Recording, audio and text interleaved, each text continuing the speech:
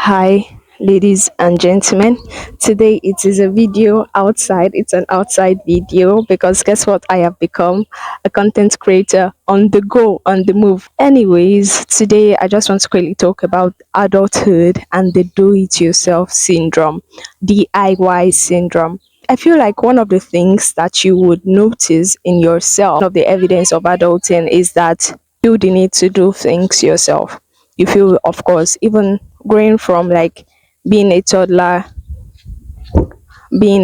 to being a teenager to being the tendencies to want to do things yourself increases as we go, and then when you're an adult you see that the things that you would want to do as a teenager, basic help, reaching out to parents, reaching out to friends, they start to diminish.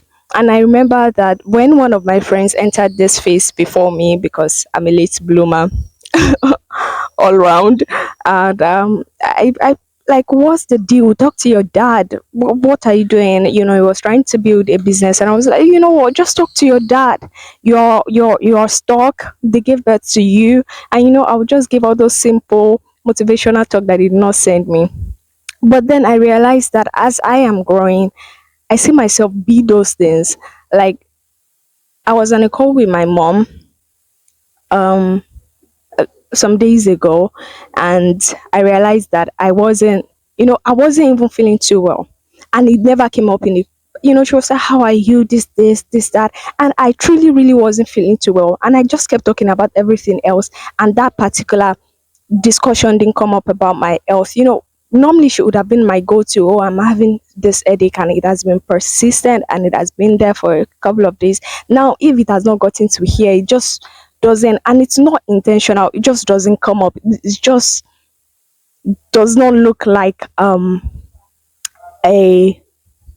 a talkable matter. I don't know if this is clear, but it just does not look like a talkable matter until like it gets to this point. And I will lament at work to my colleague that I'm broke, oh, money has finished, oh, they paid us this and that. And it was like, talk to your mom. And I was like, no.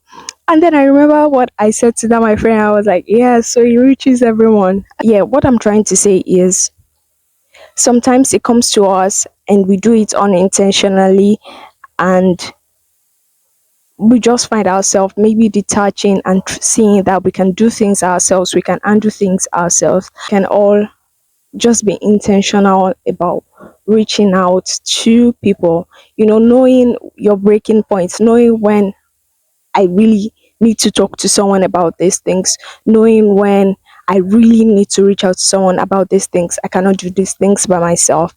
I need to get help.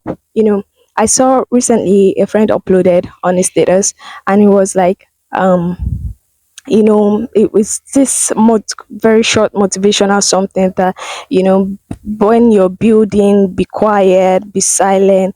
They don't need to know when you fall and when you rise and all of that and all that. And I'm not saying it well, but it makes sense in that, sometimes you have to be quiet and you build, and you fall, and you grow by the fall, and then you just improve on yourself. People don't need to know what is going on, blah blah blah blah. But I felt the need to also say to that friend that in the quiet, frustration and depression build up. In the quiet, you give room for frustration and depression. There is an important need to talk to someone. There's an important need to, life is not meant to be lived alone. Life is not meant to be done alone. Of course, it takes us to the point that you have to know the people you're talking with, go to people who can help you, just like the woman with the child. And she met Gehazi on the way, but she knew that Gehazi wasn't her help. She knew that, was it Elijah was the go-to person, so she didn't talk to Gehazi. She said it as well until she got to know the right people to talk to, know the right people to build with.